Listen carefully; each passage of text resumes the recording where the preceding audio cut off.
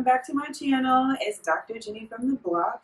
And if you're new here, welcome to my page. Please remember to like, subscribe, turn on the notification bell so you know when I'm dropping these hits. And if you have an Instagram, follow me there at Dr. Jenny from the block as well.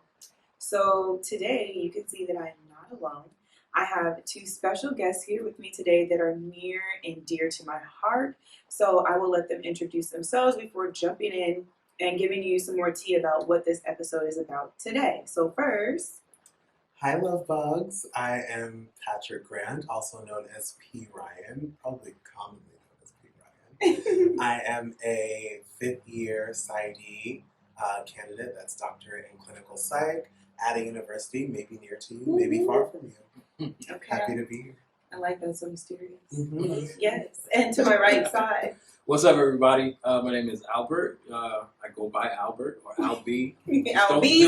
Just don't call me Bert. I'm a recent grad, master's of mental health and counseling, specializing in addictions counseling, and I'm blessed, happy to be here. Yay! So today, I'm really excited to kick off this first edition of Sip and Chat. Grab your drinks. So, Chin chin. ching, ching, ching, ching. So, with that being said, we're going to be sipping a drink of our choice. There are different beverages represented here, and just be talking about different topics. I do have some prepared questions that I'm going to ask them, and there's, like always, room to kind of freely roam and just talk about other stuff that comes out. But I thought it would be important to have two Black male mental health therapists be here as well to talk about their own trajectories, experiences, especially in a time of COVID and continued police brutality and injustice against Black and brown bodies.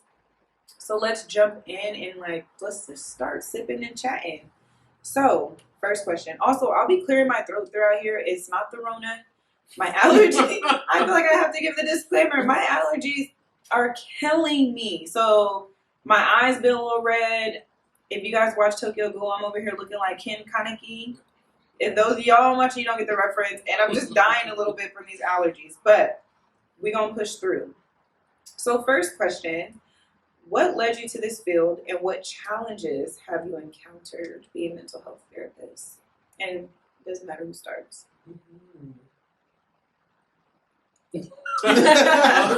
I'll start. What led me to this field was my own journey in counseling from a young age. I knew that I needed counseling. Growing up in a single parent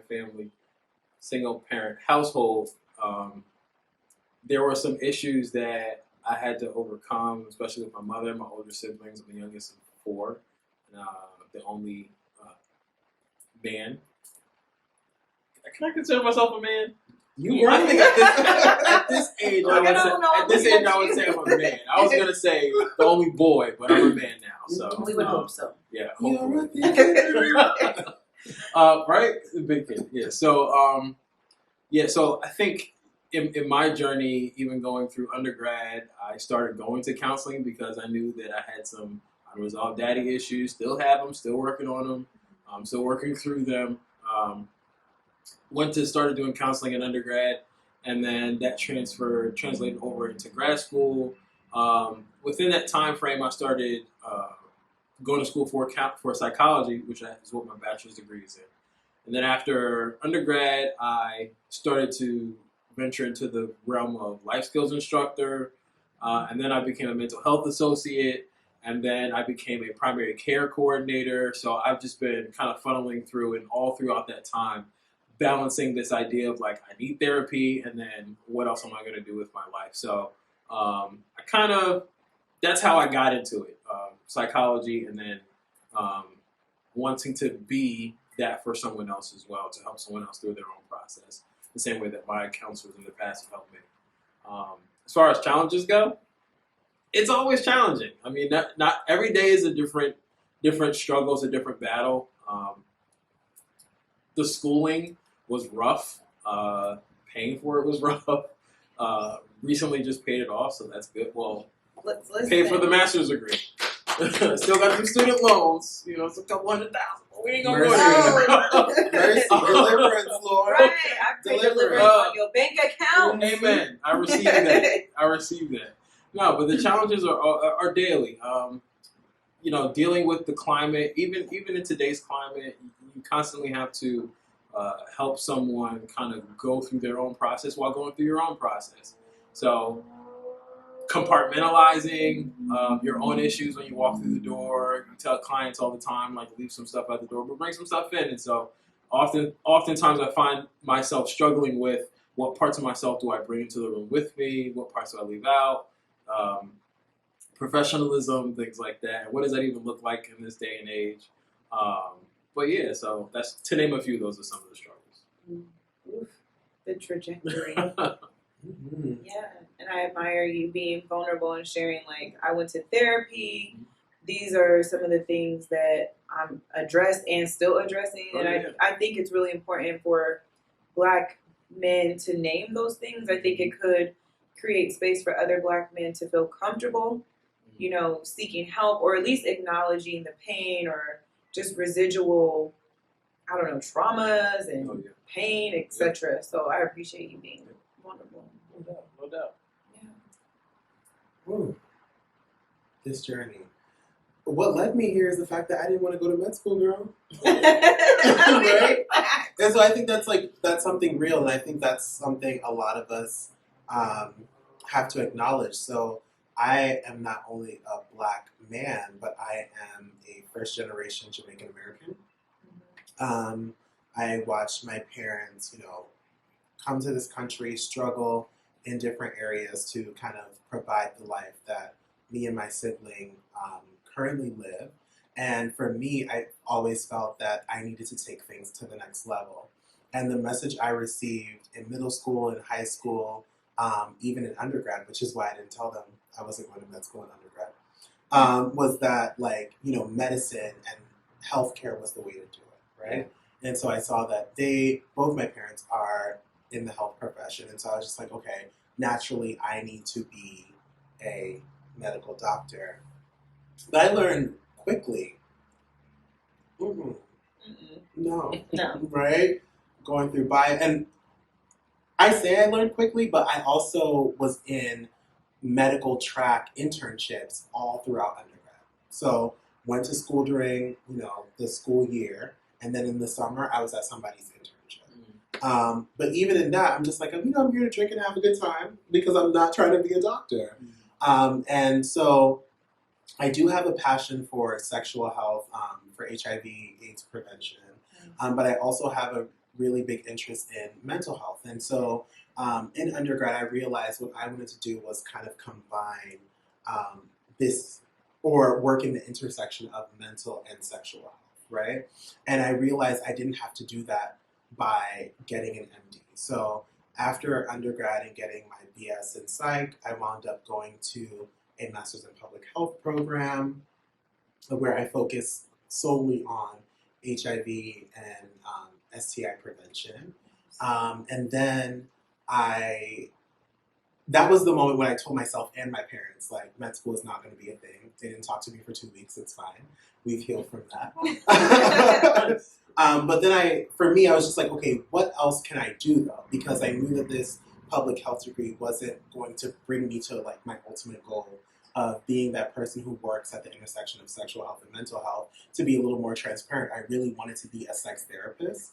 And I didn't buy into the idea that I had to have a MD to be one, right? So I looked at my other options, and then I saw that there was the option of PhD in psych. And the reason why I went all the way to the doctoral level is because when I think about being ASEC certified, which is the association, our American Association of Sexual Educators, Counselors, or Therapists, Clinicians, Therapists, ASEC, look it up. It works. Okay? I saw that you had to be at the doctoral level, then you had to get licensed, and then you could get certified to be an ASEC certified sex therapist. So, PsyD, PhD, saw that PhD was a whole bunch of research. I was doing research from undergrad to grad school, and I was like, she's cute. but I don't want to do her for the rest of my days. And so when I saw this ID option, I was just like, great, this integrates clinical technique. You can do research if you want, but you're not like tied to it. You can also teach. Like you could be free, and freedom is my thing, if you haven't picked up on that already. Yes, that's great. So that's how I got to this ID. You said challenges. Which one you want? I mean, I feel like you were hitting on some challenges already. You were Okay. talking about like your family's response. Mm-hmm. And I think maybe also we can use that as a segue for both of you. Yeah. How did people respond to you both when you name like, this is the field I want to go into? As Black men, one, there's not many of you in the field. It's Mhm. almost like you guys are unicorns. Yeah.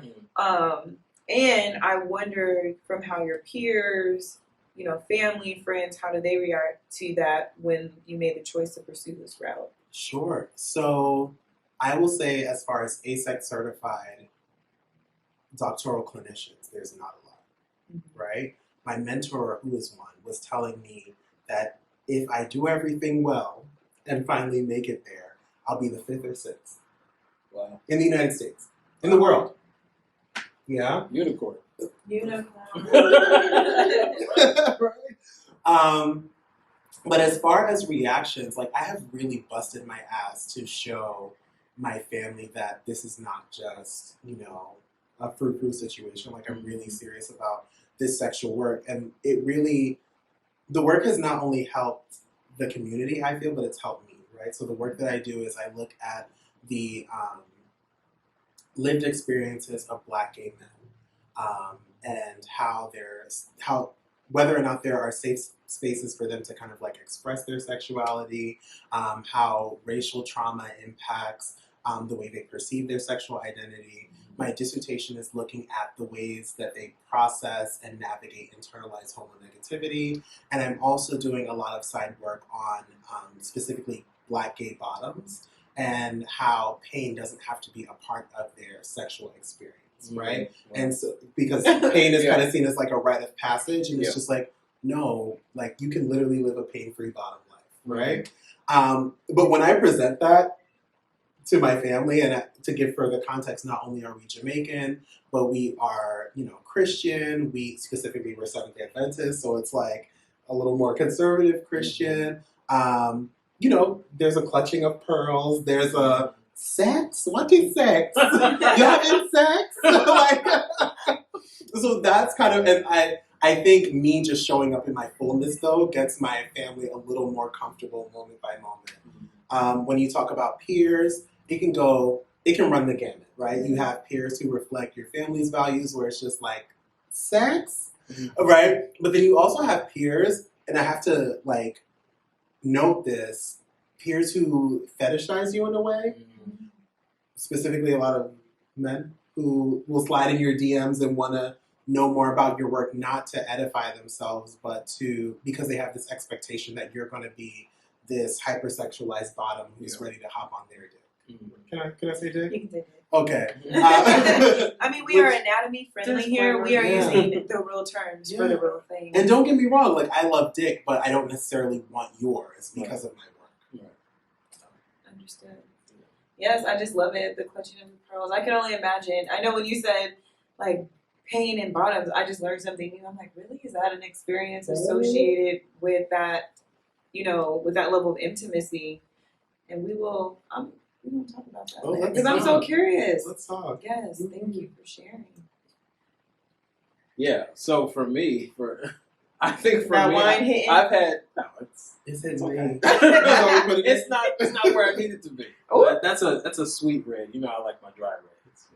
Alright. No, for me, I think I've had similar reactions from my family members where they're like, "Is this something? Is this real?" I think growing up, I was always like a troublemaker, a mischievous, like getting into stuff, stealing people's food. I can see that. Stealing people's food. Yeah. You were it was bad. Was you stealing people's food lunches? My family's food. Like my sisters and my mom would have food in there. They would walk away. You're one of those. Like you ate the whole plate? I would reach into the refrigerator I'm upset. and just eat the food I'm and about to act kick like you I off didn't my do couch. it. Ooh, I got so upset. I don't play when it comes to food. Like I started scratching my head like I'm going to knock it down. Ooh. So that was me. That was my. I was always joking. I was really just like a kid, like always immature, just very very immature, if you could call it that. So when I grew up, started doing counseling, started getting into psychology and learning more about like why we do the things that we do. My mom, and some of my sisters sometimes too would just look at me like, so what? Now you think you're better than everybody else because you got a few, a few big words.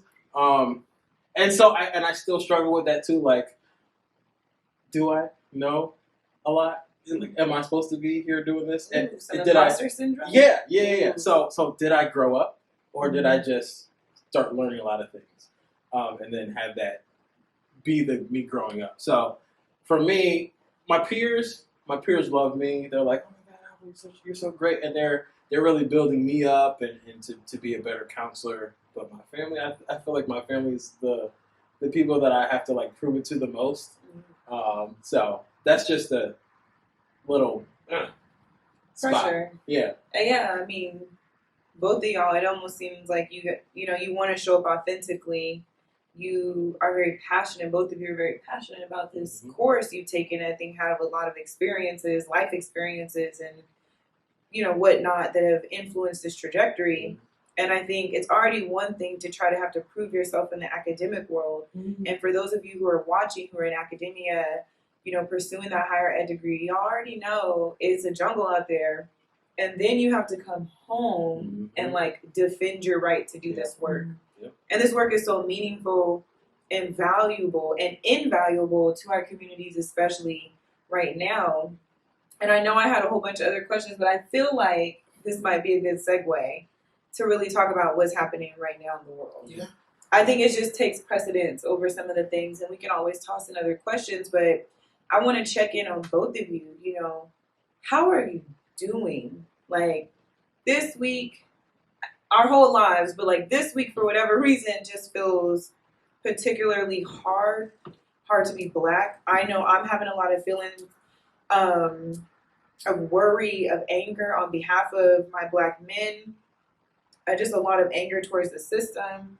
And I know if I'm holding that, I can only imagine what y'all could be holding. So I want to check in and I want to spend some time to talk about it.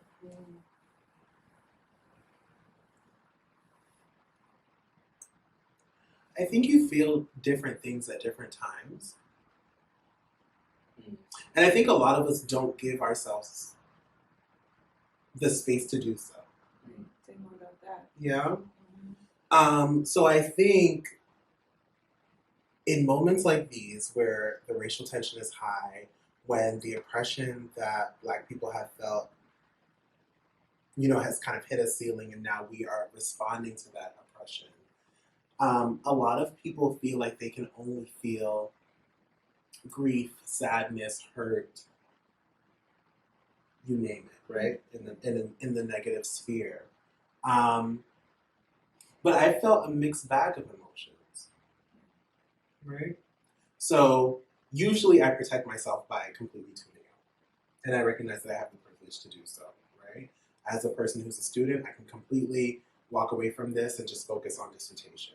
As one who, doesn't live in the heart of the city, I can, still go to Walmart, go to the supermarket, go to wherever, buy my little things, come home, and like nothing feels different, right? But in hearing all the stories, I really decided to open myself up to what was going on. And that's when I got a hit of grief. That's when I got a hit of pain. That's when I felt hurt, right? But then I moved from that hurt to, wow, I made some progress in my dissertation. Wow, I just successfully released or announced that a podcast is